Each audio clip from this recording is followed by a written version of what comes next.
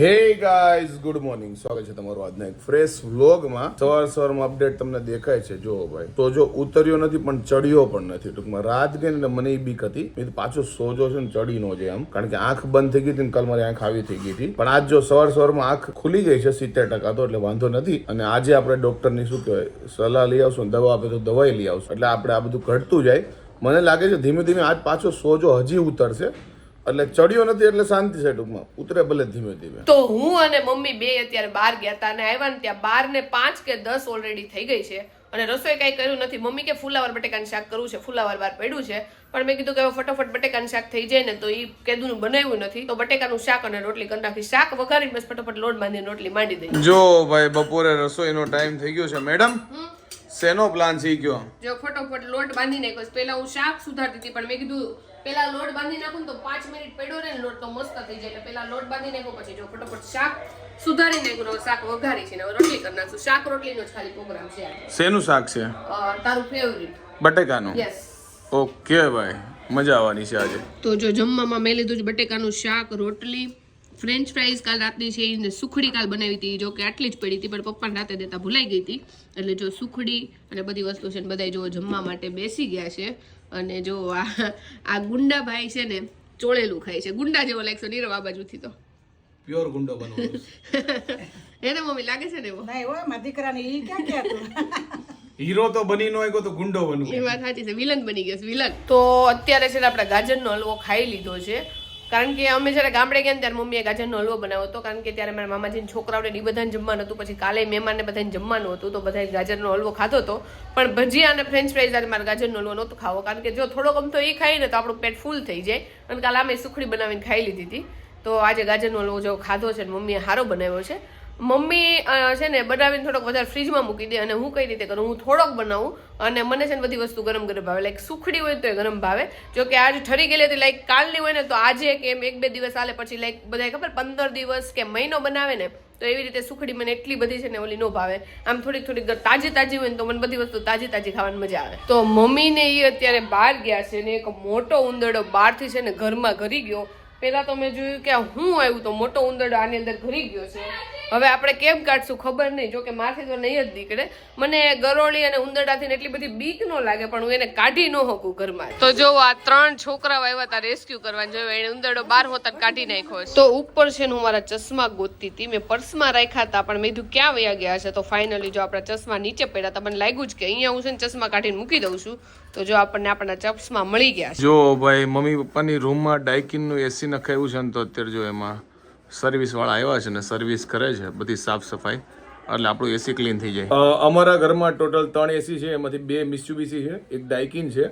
અને ડાયકિન નખાવાનું કારણ એ જ હતું કારણ કે મારા મમ્મી પપ્પાને ઓછો યુઝ છે, એટલે કીધું એકાદું થોડુંક હળવું નખાઈ દઈએ. પણ ડાયકિનના મેં રિવ્યુ સાંભળ્યા હતા, ડાયકિનને બધા બહુ વખાણ કર્યા હતા. હું મિત્સુબિશી જ નખાવાનો હતો પણ યુઝ જ એટલો નથી, કારણ કે મારા પપ્પાની બહુ ઠંડુ એને ન મજા આવે. તો જો અત્યારે મારા મમ્મી છે ને આદુ સુધારવાનું કામ કરે. મમ્મી આદુની કઈ સબ્જી કે એવું નથી બનાવવાનું ક્યાંક? ના ના આની સૂઠ બનાવવાની છે. ઓકે ભાઈ, સૂઠ બનાવવાની છે. અત્યારે તો ભાઈ એકોય વસ્તુ એવું છે નહીં જેની સબ્જી ન બને. કહો મી? હા આનું હતું બને આદુને ઘણા બનાવે છે આદુનું શાક. હા મેં તો હળદરનું તો શાક શું કહેવાય સાંભળ્યું છે, હમણાં બહુ પોપ્યુલર થયું છે. આદુનું નથી સાંભળ્યું. લ્યો તોય વધારે બનાવવાનું બધું નાખો એટલે આદુનું શાક થઈ જાય. પણ લોકો શું કહેવાય આપણે સેવ ટમેટા નહીં, ખાલી સેવ હોય ને એનું શાક બનાવે. એ તો જો કે સેવનું શાક બનતું જ હોય. એ તો બનતું જ હોય. પછી શેનું ચવાણાનું શાક જોયું છે. હા એ બધું નવીન કહેવાય. એટલે મને લાગે બધું શું કહેવાય નાખીને બનાવી નાખતા હોય. કા ટમેટાની ગ્રેવી ને એવું બધું નાખો ને ચવાનું એટલે ટેસ્ટ લાગે છે. એમાં વધારે ટેસ્ટ આવે. એટલે મેં કીધું કે આ નક્કી ન કહેવાય ભાઈ મારા મમ્મી આદુનું શું કહેવાય શાક બનાવી નાખે તો. આ તો મસાલાની વસ્તુ છે આદુ. આનું શાક ને એવું કાંઈ ના બને. જ્યારથી મને ખાસ કરીને મધમાખી કવડી છે ને ત્યારથી જો બધા લોકો આવવાના ચાલુ થઈ ગયા છે, કારણ કે બધા લોકો ખબર કાઢવા માટે આવે છે. અને બધાને હું એક ને એક જ વાત રિપીટ કરું છું કે કેવી રીતે મને મધમાખી કવડી. તો અહીંયા જો આ બે ભાઈઓ બાર છે ને ભમરડાથી રમે છે, અંદર બધા ખબર પૂછવા આવ્યા છે. અને તમે બે ભમરડાથી રમવા આવ્યા છે દક્ષિત? હે મજા આવે છે રમવાની ભમરડાથી? મને તો શીખવાડ, મને નથી આવડતું, શીખવાડ તો ખરા કેમ હોય. વાહ વાહ, જો દક્ષિતનો ભમરડો ગોળ ગોળ ફરે છે. નાના હતા ને ત્યારે રમવું મને બહુ ગમતું, અને છેલ્લે એન્ડમાં તો મને આવડી હોત ને ગયો ભમરડો ફેરવતા. પણ ખબર નહીં આ બધી છોકરાની ગેમ છે એટલે મને લાગે આપણી છોકરીઓને ઓછો ઇન્ટરેસ્ટ જાગે આમાં. દક્ષિત તો આ ભમરડો મને આપીને જઈશ ને તું? જો હાર્દિકનો ભમરડો અહીંયા જો ફરે છે ગોળ ગોળ મસ્તનો. તો આ બેય ભાઈઓને છે ને ભમરડા ફરાવતા જોરદાર આવડે છે. કોણ જીતે છે તમારા બે માંથી દક્ષિત? કે બંને જીતી જાવ છો કે આમાં એવું કઈ ન હોય? બંને જીતી જાવ. વાહ રમો હો. જો બેયના ભમરડા ફરે છે. તો આજે હું જાડુ બહાર ગયા હતા ને તો અમારે સવારના નાસ્તા માટે ઘણી બધી આઈટમ લાવ્યા છે. ઘણી બધી નહીં, ટોટલ 3 જ લાવ્યા છે. વારા પરથી બતાવીએ કારણ કે એક અમારી અહીંયા દુકાન છે ને બહુ મસ્ત નાસ્તાની આઈટમ મળે. તો સૌથી પહેલા આ છે કારેલા પૂરી. આમાં સેલો ટેપ છે કે નહીં કે ખોલીને તમને બતાવી દઉં છું, અધરવાઇઝ બહારથી જ બતાવીશ તમને. ઓકે, ખુલશે. આ ખુલી ગઈ. જો ભાઈ આ છે કારેલા પૂરી અને બહુ એટલે બહુ મસ્તાનો સ્વાદ આવે, જોરદાર એક નંબર. સ્વાદ સારો આવે ને શેપમાં કારેલા જેવી હોય ને એટલે આને કારેલા પૂરી કહેવાય બાકી કડવી નથી હોતી, એકદમ ચટપટી હોય છે. બાકી ચા ખાવાની બહુ એટલે બહુ મજા આવે.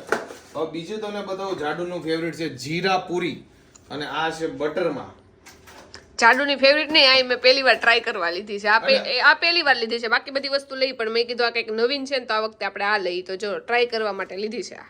ઓકે ભાઈ, આ એને આવું બધું પૂરી ને એવું બધું બહુ ભાવે અને આપણે ચટપટ વસ્તુ આવી જોઈએ. અને ત્રીજી પૂરી છે જો ભાઈ પંજાબી પૂરી છે અને આ મેં ખબર નહીં પેલા ટ્રાય કરી છે કે નહીં પણ મને ટેસ્ટ કરીને તો બહુ ભાવી હતી. આ ખોલીને બતાવું તમને. જો ભાઈ એકદમ મસ્ત ચટપટી મસાલા વાળી છે પંજાબી પૂરી. એટલે આ જે દુકાને તમે નાસ્તો લાવીએ છે ને, નાસ્તો એક નંબર મળે છે, જોરદાર, બહુ મજા આવી. જો 3 પેકેટ લીધા છે, હમણાં ઉડાડી દેવું બીજું. અને આવો જે મસાલા વાળો હોય ને ચાટ મસાલા જેવી એવી પૂરી છે ને નીરવને બહુ ભાવે પણ મને ઓછી ભાવે. એટલે આમાં અમારો ટેસ્ટ સેમ નથી થતો. અને આપણે વસ્તુ શું લેવા ગયા હતા લઈને હું એવા નીરવ? અમે પીઝા ખાખરા લઈને લેવા ગયા હતા પણ ઈ તો મળ્યા નહીં, પણ બીજા લેવા. જાડુ આવી ખાસ કરીને મસાલા વગરની હોય ને જીરા પૂરી એવું બહુ ભાવે. મને લાઈક આવો લાલ કલરનો ચાટ કે પેરી પેરી મસાલા ટાઈપ ગમે એ વસ્તુ નાખી હતી મને હવારમાં તો હાવ ઓછી ભાવે. આમે ઓછું ભાવે પણ હવારમાં તો ન જ ભાવે. એટલે એ બધી વસ્તુ નીરવ ખાય ને આપણે બીજું બધું ખાવું. મને આમે પહેલેથી ખબર નહીં, બધું મસાલા ને એવું બધું નહીં બહુ ભાવે, મોડી વસ્તુ ઓછી ભાવે. નીરવ તારા આંખની હાલત કહી દે કેવી છે? જો ભાઈ અત્યારે મારા ફેસમાં જો ભાઈ આવું દેખાય તો તમે લોકો કયો, મને સોજો ઉતરતો જાય છે અને વાંધો છે નહીં. અને રેગ્યુલર આપણે ડોક્ટર કીધું દવા બવા લઈએ છે, તબિયત સારી છે ટૂંકમાં. અને આજે નીરવને જો દવાખાને તો આપણે લઈ આવ્યા છીએ દવા. સોજો જ છે નોર્મલ, એને કીધું બીજી તો કઈ ઓલું નથી પણ સોજો ઉતરતા ધીમે ધીમે જ ઉતરશે એટલે થોડી ઘણી વાર લાગશે. અને બધાએ જેને સંબંધીમાં વ્લોગ જોયો ને નીરવ, એને ખાલી તારો જે પેલો ફોટો જોઈ લીધો ને વ્લોગમાં તું પહેલી વાર આવ્યો એ જોઈને મને લાગે વ્લોગ મૂકીને ડાયરેક્ટ તને ફોન લગાવ્યો છે. આની પહેલાનો જે વ્લોગ છે ને એમાં મારો ચહેરો બહુ ખરાબ હતો કારણ કે મારી હાલત એવી હતી. એટલે લોકો ડાયરેક્ટ મને ફોન જ કરે. મારા આજના દિવસમાં બહુ સંબંધીના ફોન આવ્યા છે અને જેણે ભાઈ મારા વિશે શું કહેવાય મારી કેર વિશે વિચાર્યું બધાને થેન્ક યુ. આપણા વ્યુઅર્સ ને સંબંધીને કોમેન્ટ એટલી આવી છે કે આટલું બધું કેમ થયું છે નીરવને, તમે દવાખાને જઈ આવ્યો. ઘણા બધા એવી કોમેન્ટ કરી છે. આપણે દવાખાને તો જઈ આવ્યા હતા પણ સોજો ધીમે ધીમે જ ઉતરશે એવું કીધું છે ડોક્ટરે કીધું છે કાંઈ વાંધો છે નહીં. એટલે તમ તારે કોઈ મને ફોન કરવો નહીં, બહુ સારી પરિસ્થિતિ છે હાલમાં. અને ડોક્ટરે એવું કીધું છે કે એવું લાગતું હોય ને તો કે નીરવની આ સાઈડ જ એવું છે ને તો કે એના વાઈફ ને કહો ને આ સાઈડ એવું હરખું કરી નાખે તો મોઢું થોડું હરખું લાગે એમ. એ કરીએ કે ન કરીએ કે તમે છે ને વાઈફ ને ધુંબા બે મારો ને તો એની આંખ બી આવી કરી નાખે, એ બેટર છે. એવું નતું કીધું. આ બાજુનું મેં જે પેલા કીધું ને સાચું કીધું તું, પાછળનું તો નીરવે પછી એની રીતે જોડી દીધું છે. તો ડોક્ટરે કીધું છે તો આપણે ટ્રાય કરી જોઈએ નીરવ. પછી હું ટ્રાય કરી ને તો હો હરવા ધુંબા કર. હાલે ફોન ને માર તો તારે નવો ફોન આવી જાય, માર દે લે. આમાં કેમ કે નીરવનો જ ફોન છે, મારો ફોન તો જો અહીંયા રહ્યો છે. મારા ફોન ને કઈ નહીં થાય, તારો ફોન છે તો તારે મારી દે લે ધુંબા. નીરવ મારવા હોય તો મારે કોઈ ધુંબા મારવા નથી. ઓકે, ત્યારે ધુંબા મારવાનો સમય આવશે ને ધુંબા માર લે. તો જેને મેં કીધું હશે કે ભાઈ મને જો આ કાને માખી કવડી, અહીંયા માખી કવડી, અહીંયા માખી કવડી, તો આ 3 લોકેશન સિવાય માખી કવડી છે જે મેં કીધું નથી. એક મને બગલમાં માખી કવડી છે કારણ કે શર્ટ અંદર કરી ગયું હતું. પછી અહીંયા સ્ક્રેચીસ પડ્યા છે પણ કવડ્યું નથી. આંગળીમાં દુખે છે, પાછળ દુખે છે. પાછળ તને 2 જગ્યાએ માખી કવડી છે, આજ મેં જોયું. એવું પડ્યું છે પણ ક્યાંય મને સોજાણ ઓલું કે સોજો નથી આવ્યો. એટલે મે બી ડંખ નહીં માર્યો પણ ગમે કંઈક માગીએ કર્યું છે મારી. નહીં તને નો ખબર પડે. આમ લિટલ બીટ તો સેજ ઉપર થઈ ગયું છે, આમ ઊંચું થઈ ગયું છે એટલે સોજા જેવું થઈ ગયું છે, લાલ લાલ થઈ ગયું છે. એ વાત થયું છે. અને માખી મરી ગઈ પછી તને ખબર છે કેમ? એકવાર તારે બગલમાં ગઈ પછી બિચારી બહાર આવીને બેહોશ થઈને વહી ગઈ ઉપર. બગલમાં માખી ગઈ હું ગાડી દીધું એટલે મને બહાર કાઢો નીરવભાઈ પ્લીઝ, ભૂલ થઈ ગઈ મારે. મેં તો હવે તું હું ગમે કીધું. એવું નહીં, બચી ગયો. બગલમાં જો એટલું બધું વાંધો નથી. બાકી અહીંયા સૌથી વધારે દુખે કારણ કે આ ભાગ હલે ને એટલે. તો તારા હાથ ઊંચો રાખ તો થઈ જાય. આમ નાલું પડે.